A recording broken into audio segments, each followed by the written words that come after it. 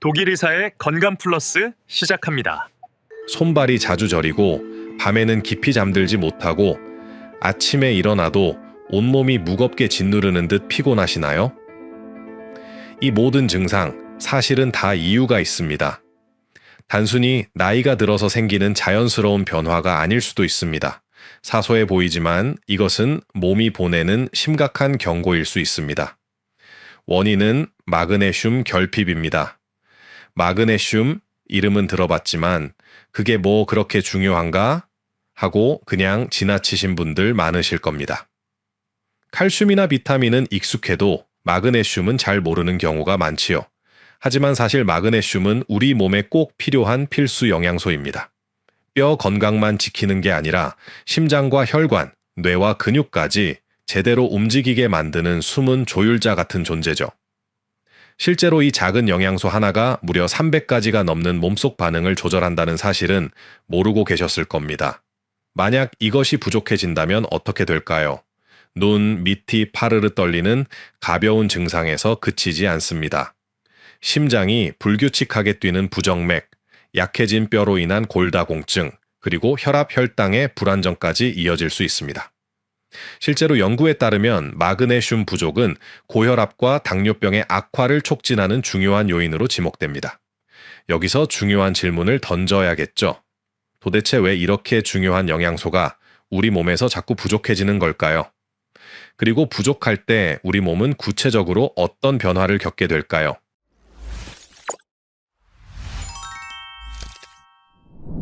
안녕하세요. 저는 독일에서 내과 전문의로 근무했고 현재는 하이델베르크 대학에서 학생들을 가르치고 있는 김성일입니다. 독일에서는 저를 프리드리히 켈러라고 부르죠. 독일은 심혈관 질환 연구와 예방의학에서 세계적인 권위를 가진 나라입니다. 저는 그곳에서의 임상 경험과 연구를 토대로 이제는 유튜브에서 한국의 시청자 여러분과 건강 이야기를 나누고자 합니다. 오늘은 여러분께 마그네슘이라는 몸속의 숨은 영웅에 대해 말씀드리겠습니다. 왜 부족해지는지, 부족하면 어떤 위험이 찾아오는지, 그리고 어떻게 하면 안전하고 효과적으로 보충할 수 있는지, 이 세 가지를 차근차근 풀어드리겠습니다. 자, 그럼 지금부터 함께 들어가 보실까요? 여러분, 아침에 일어나면 커피 한 잔 드시죠? 점심 먹고 나서도 또 커피 한 잔. 저녁에는 소주 한두 잔으로 하루를 마무리하는 분들도 많으실 거예요. 겉보기에는 아주 평범한 일상처럼 보이죠. 그런데 말입니다. 이 익숙한 습관 속에 보이지 않는 함정이 숨어 있어요. 이 두 가지가 몸속 마그네슘을 훔치는 범인이거든요. 마신 만큼 소변으로 흘러나가 버린다고 보시면 됩니다. 거기에 요즘 우리가 자주 먹는 음식들을 떠올려 보세요. 라면, 소시지, 어묵, 그리고 편하게 먹는 빵이나 과자들까지 맛은 있지만 이런 가공식품에는 마그네슘이 거의 들어있지 않아요. 제가 독일에서 진료할 때 늘 놀랐던 게 있습니다. 한국에서 오신 교민분들, 특히 60대 이상 어르신들을 검사해보면 마그네슘 수치가 낮은 경우가 정말 많았거든요. 신기한 건 독일 어르신들도 크게 다르지 않았다는 겁니다. 결국 이건 어느 나라 사람들만의 문제가 아니라 현대인이라면 누구나 겪고 있는 공통된 결핍이라는 얘기죠. 문제는 정작 본인들은 잘 모르고 지낸다는 거예요. 대부분은 그냥 피곤해서 그렇다고 생각하시거든요. 하지만요, 바로 거기서부터 진짜 문제가 시작됩니다. 처음에는 단순히 눈 밑이 떨린다든지 종아리에 쥐가 나는 정도예요. 금세 괜찮아지니까 별거 아니겠지 하고 그냥 넘어가십니다. 그러다 보니 대수롭지 않게 여기는 거죠. 하지만 이런 증상들이 가끔씩이 아니라 점점 더 잦아지는 걸 느끼실 수 있어요. 밤마다 쥐가 나서 잠에서 깨고 깊이 못 자는 날이 늘어납니다. 아침에 일어나도 잔 것 같지가 않고 온몸이 예전보다 더 뻐근하고 무겁게 느껴지죠. 이런 상태가 몇 년씩 이어진다고 한번 생각해 보세요. 심장이 불규칙하게 뛰면서 부정맥이 오고 혈압은 조금씩 올라가고 뼈는 약해져 골다공증으로 이어지죠. 게다가 당뇨가 있으신 분들은 혈당 관리도 훨씬 더 힘들어집니다. 믿기 어려우시겠지만 이 모든 변화의 배경에 바로 마그네슘 부족이 숨어 있는 경우가 많습니다. 겉보기엔 사소한 증상 같지만 사실은 몸속에서 차근차근 쌓여 큰 병으로 이어지고 있었던 거죠. 더 무서운 건 이런 변화가 조용히 진행되기 때문에 알아차렸을 땐 이미 늦은 경우가 많다는 겁니다. 우리 몸을 서서히 무너뜨리는, 하지만 대부분의 사람들이 눈치채지 못하는 조용한 위험이거든요. 우리가 마그네슘을 어떻게 보충해야 하는지 말씀드리기 전에 먼저 이 영양소가 왜 그렇게 중요한지부터 아셔야 합니다. 이 부분을 이해해야 뒤에서 말씀드릴 섭취법도 제대로 도움이 되거든요. 여러분, 저울을 떠올려 보세요. 양쪽이 균형을 맞춰야 중심이 서듯이 우리 몸도 그렇습니다. 마그네슘은 혼자서 일하지 않아요. 항상 칼슘과 짝을 이루면서 균형을 잡아주는 역할을 합니다. 칼슘이 근육을 움직이게 해주면 마그네슘은 그 근육을 편안하게 풀어주면서 안정과 회복을 돕습니다. 칼슘이 혈관에 힘을 주면 마그네슘은 다시 부드럽게 풀어주죠. 칼슘이 신경을 깨우면 마그네슘은 가라앉혀 주어 마음을 진정시킵니다. 이렇게 서로 역할이 다르기 때문에 둘이 균형을 맞춰야 우리 몸이 편안하게 유지되는 겁니다. 문제는 마그네슘이 부족해지면 회복과 안정이 잘 안 된다는 거예요. 이렇게 서로 밀고 당기면서 균형을 맞춰줘야 우리 몸이 편안해지는 거예요. 그런데 이 균형이 깨져서 마그네슘이 부족해지면 어떻게 될까요? 몸은 점점 긴장 모드에서 풀리지 못하게 됩니다. 근육은 잘 안 풀리고 혈관은 늘 빡빡한 상태, 신경은 예민해져서 쉽게 지치게 되죠. 이게 단순히 느낌만 그런 게 아닙니다. 실제 연구에서도 확인이 됐어요. 네덜란드 국립보건연구소에서 12만 명을 무려 15년 동안 추적 조사한 결과가 있습니다. 수돗물 속에 마그네슘이 10mg만 더 많아도 남성의 심혈관 질환 위험이 약 9% 낮아졌다는 거예요. 같은 물인데도 성분 차이 하나로 건강 차이가 이렇게 크게 벌어진 겁니다. 신기하지 않으세요? 또 다른 연구도 있습니다. 미국 하버드 공중보건대학 연구진이 폐경 이후 여성들을 조사했는데요. 마그네슘을 충분히 섭취한 여성들은 그렇지 않은 분들보다 골밀도가 훨씬 높았습니다. 쉽게 말해 뼈가 훨씬 더 튼튼했던 거죠. 그리고 제가 가장 인상 깊게 본 연구가 하나 더 있습니다. 하버드와 미네소타 대학에서 진행한 대규모 코호트 연구였는데요. 하루에 마그네슘을 100mg만 더 먹어도 당뇨병 발생 위험이 무려 15% 줄어든다는 결과가 나왔습니다. 100mg이면 얼마나 될까요? 아몬드 한 줌 정도밖에 안 되는 양이에요. 이런 결과들이 무엇을 보여줄까요? 마그네슘이 단순히 쥐가 안 나게 하는 영양소 수준이 아니라 심장, 혈관, 뼈, 혈당까지 전신 건강을 지탱하는 데 깊숙이 관여하고 있다는 겁니다. 그럼에도 많은 분들이 마그네슘 섭취에 대한 중요성을 잘 모르고 계신다는 거죠. 여러분, 혹시 요즘 이유 없는 피로, 잦은 쥐남 혹은 불면 같은 증상을 겪고 계신가요? 그렇다면 마그네슘 섭취를 고려해 보셔야 합니다. 오늘 끝까지 보시면 어떻게 하면 안전하고 효과적으로 마그네슘을 챙길 수 있는지 분명히 도움이 되실 겁니다. 앞에서는 마그네슘이 부족하면 어떤 문제가 생기는지 말씀드렸습니다. 그럼 이제 본격적으로 우리 몸에서 마그네슘이 어떤 일을 하는지 하나씩 살펴볼 차례예요. 오늘 본론에서는 5가지로 나눠서 말씀드리겠습니다. 먼저 마그네슘이 몸속에서 어떤 역할을 하는지, 그리고 시중에 나와 있는 여러 종류와 흡수율 차이, 또 목적에 따라 어떤 걸 선택하면 좋은지, 섭취 시간은 언제가 알맞은지, 마지막으로 음식 속에 숨어있는 마그네슘까지 이 순서대로 여러분들이 이해하기 쉽게 설명해 보겠습니다. 자, 그럼 첫 번째로 마그네슘이 우리 몸에서 어떤 일을 하고 있는지부터 알아보겠습니다. 우리 몸을 하나의 큰 공장이라고 생각해 보세요. 이 공장이 제대로 돌아가려면 힘을 만들어내는 발전소가 있어야 하잖아요.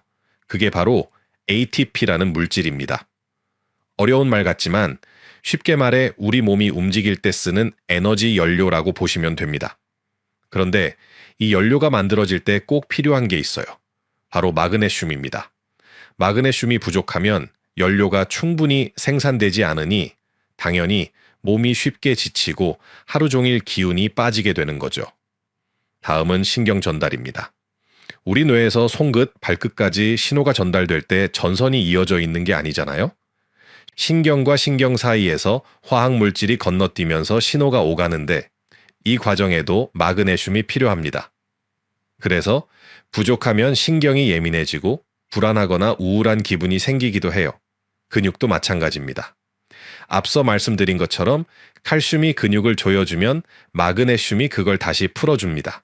그래야 근육이 긴장과 이완을 반복할 수 있는 거죠. 그런데 마그네슘이 부족하면 근육이 풀리지 못하고 계속 긴장 상태로 남습니다. 밤에 종아리에 쥐가 잘 나는 이유가 바로 이 때문이에요. 혈압 조절도 빼놓을 수 없습니다. 마그네슘은 혈관 벽을 부드럽게 해주거든요. 혈관이 부드럽게 이완돼야 혈압이 자연스럽게 내려갑니다. 실제로 제가 독일에서 진료할 때도 고혈압 환자분이 오시면 마그네슘 수치를 꼭 확인해요. 부족하면 보충제를 쓰면서 혈압약 용량을 함께 조절하기도 했습니다. 이처럼 마그네슘은 단순히 뼈 건강만 챙겨주는 게 아닙니다. 에너지 대사, 신경 전달, 근육 이완, 혈압 조절까지 우리 몸 전체가 이 한 가지 영양소에 기대고 있는 거죠. 그런데 여러분, 여기서 꼭 아셔야 할 게 하나 있습니다. 마그네슘이라고 다 같은 마그네슘이 아니에요. 약국이나 인터넷에 보면 종류가 워낙 많아서 뭘 고를지 헷갈리시죠? 제가 아주 쉽게 정리해 드리겠습니다. 먼저 기본형입니다. 제일 흔한 게 바로 산화마그네슘이에요. 가격은 제일 저렴합니다. 약국에서 싼 가격에도 구할 수 있거든요. 그런데 문제는 흡수율이 너무 낮다는 겁니다. 먹어도 대부분 그냥 몸 밖으로 나가버려요. 게다가 위에 부담을 줘서 더부룩하거나 설사를 하는 분들도 많습니다. 그래서 저는 특별한 경우가 아니면 잘 권하지 않습니다.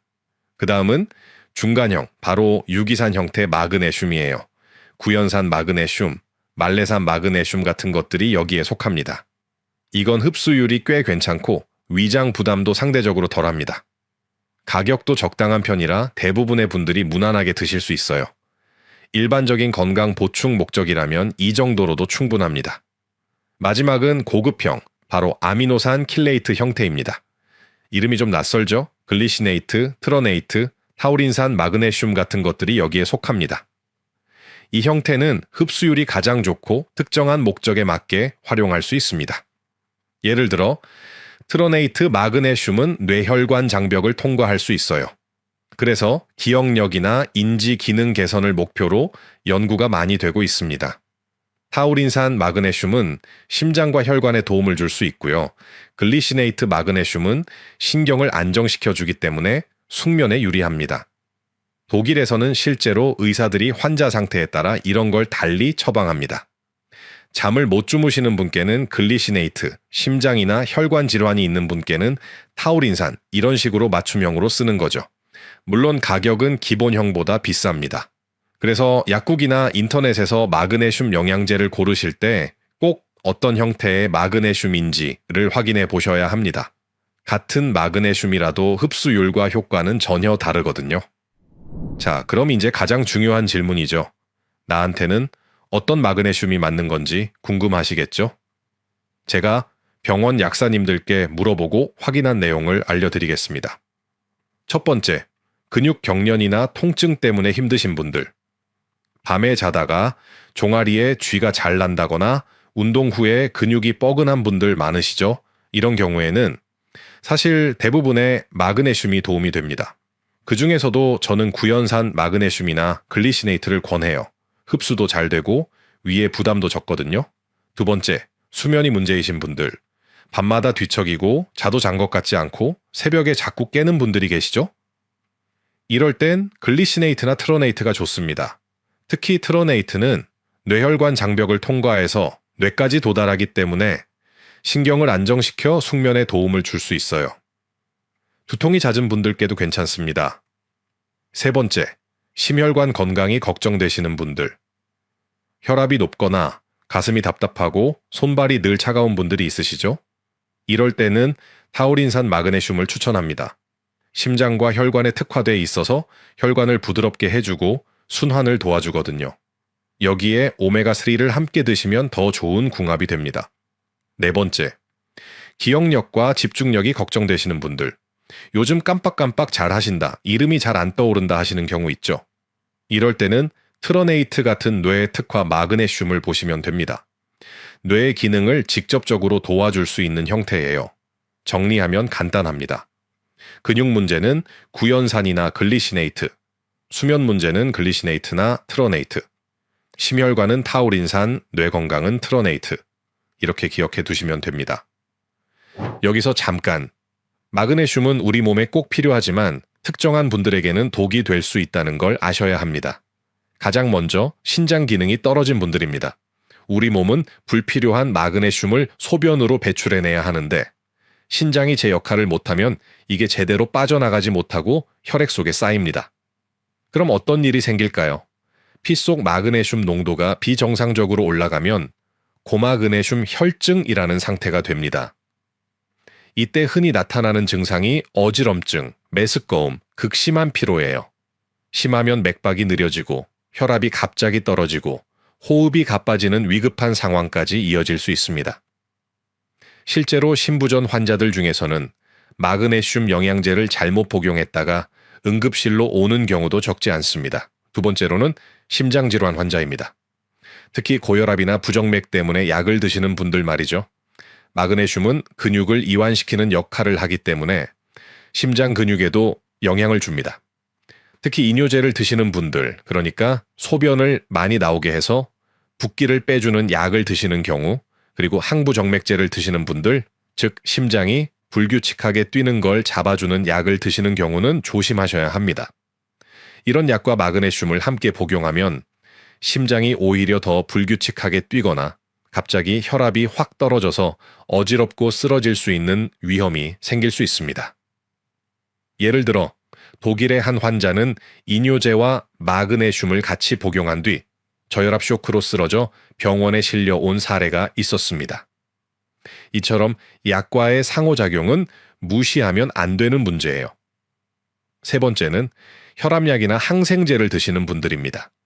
마그네슘은 장에서 다른 약물과 흡수 경쟁을 합니다. 쉽게 말해 약이 몸으로 들어가기 전에 서로 밀치고 당기는 거예요. 그 결과 약효가 약해지거나 아예 기대한 효과가 사라질 수 있습니다. 예를 들어 흔히 쓰는 테트라사이클린 계열 항생제가 있습니다. 감염이 생겼을 때 세균을 죽이려고 쓰는 약인데요. 이걸 마그네슘과 함께 먹으면 약이 장에서 흡수되지 못하고 그냥 밖으로 빠져나가 버립니다. 쉽게 말해 약이 몸에 들어가기 전에 마그네슘이 가로막아 버리는 거죠. 그럼 어떻게 될까요? 세균을 제대로 죽이지 못해서 감염이 더 오래 가거나 항생제를 오래 써야 해서 부작용 위험이 커질 수 있습니다. 실제로 병원에서는 이런 이유 때문에 항생제를 쓸 때는 우유나 마그네슘 같은 미네랄 보충제와 시간을 꼭 띄워서 먹으라고 안내합니다. 혈압약도 마찬가지입니다. 혈압을 낮춰주는 약을 먹었는데 마그네슘이 같이 있으면 약이 흡수되는 양이 줄어들어요. 결국 혈압이 잘 내려가지 않으니까 약을 먹었는데도 혈압이 계속 높게 유지되는 거죠.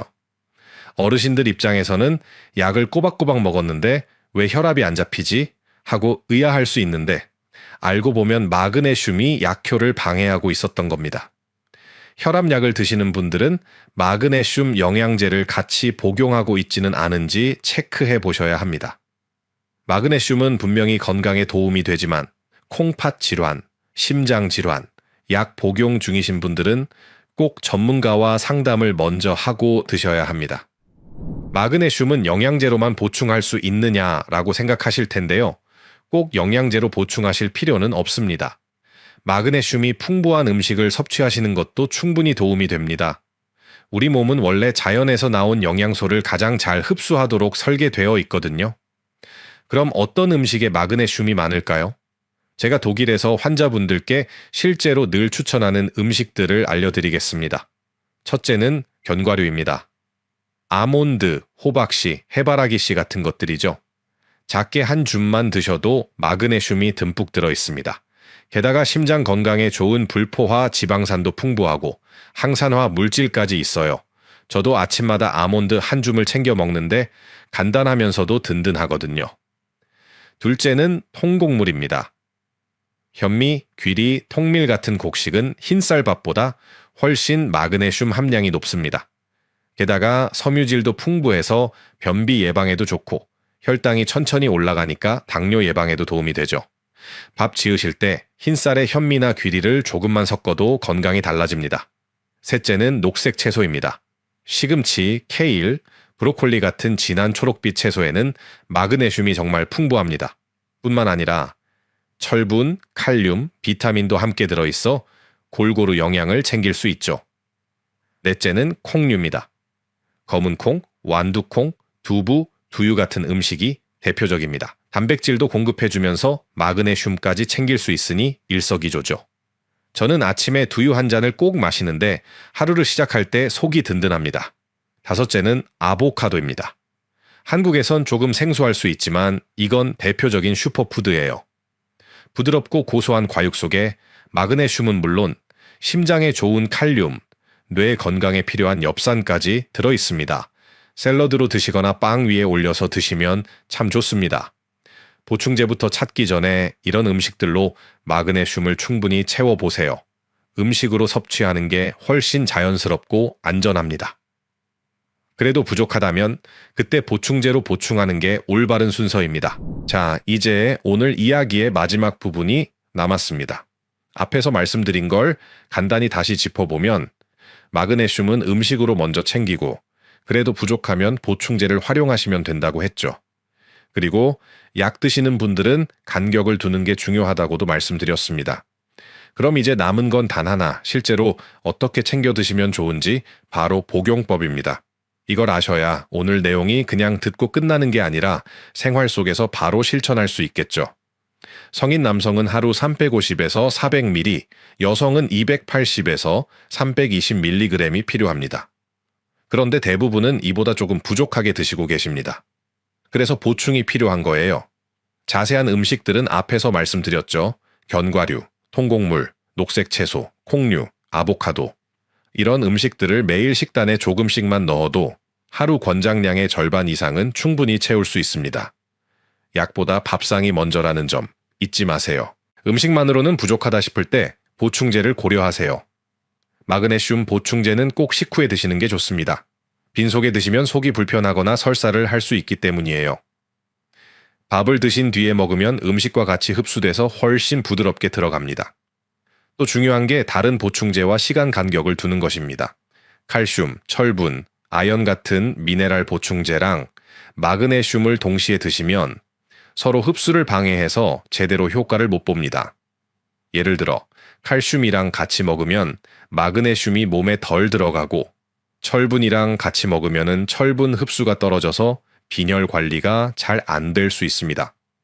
그리고 약을 드시는 분들은 특히 더 조심하셔야 합니다. 혈압약, 항생제, 골다공증 약 같은 것들은 마그네슘과 겹치면 약효가 약해지거나 부작용이 생길 수 있다고 말씀드렸죠? 그럼 어떻게 드셔야 안전할까요? 방법은 생각보다 간단합니다. 마그네슘은 약과 꼭 시간을 띄워서 드셔야 합니다.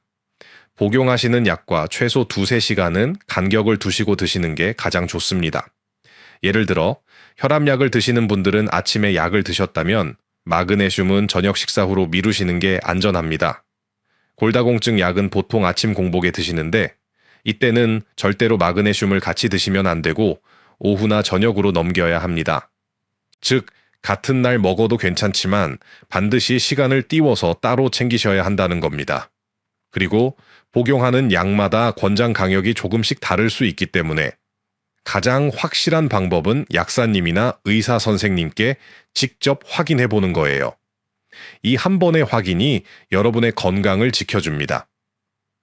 마그네슘은 혼자보다 같이 먹을 때 더 효과가 납니다. 비타민 B군과는 스트레스 완화, 비타민 D와는 뼈 건강, 오메가3와는 심혈관 보호.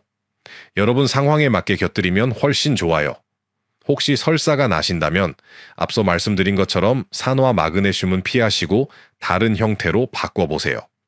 그리고 복용량은 조금씩 나눠 드시면 훨씬 편합니다. 마지막이자 가장 중요한 건 꾸준함입니다. 일주일 드시고 효과 없다 하면서 포기하지 마세요. 최소 한 달은 꾸준히 드셔야 몸이 변화를 느낍니다. 눈 떨림이 줄거나 다리의 쥐가 덜 나거나 잠이 깊어지는 작은 변화가 보이면 잘 가고 있는 겁니다. 독일에는 이런 말이 있습니다. 건강은 선물이 아니라 습관이다. 마그네슘도 마찬가지예요. 매일의 작은 습관이 쌓여서 여러분 건강을 지켜줍니다. 자, 여러분. 오늘 긴 이야기 잘 들어주셔서 감사합니다. 결국 핵심은 간단합니다. 마그네슘, 부족하면 몸이 금세 삐걱거리지만 채워주면 다시 부드럽게 돌아간다는 거죠. 마치 자동차 엔진오일과 똑같습니다. 다만 모두에게 똑같이 좋은 건 아닙니다. 신장이나 심장에 문제가 있거나 혈압이 낮으신 분들은 꼭 전문가와 상의한 뒤에 드셔야 합니다. 안전이 최우선이니까요. 여러분은 어떠신가요? 마그네슘을 챙겨 드시고 나서 어떤 변화가 있었는지 댓글로 경험을 나눠주세요. 그 이야기가 다른 분들에게도 큰 도움이 될 겁니다. 이 영상이 도움이 되셨다면 구독과 좋아요 부탁드리고 가족과 친구들에게도 공유해 주세요. 작은 정보 하나가 누군가의 건강을 지켜줄 수 있습니다. 오늘도 함께 해주셔서 고맙습니다. 다음 시간에 또 만나요. 건강하세요. 지금까지 독일에서 독일 의사 김성일이었습니다. 감사합니다.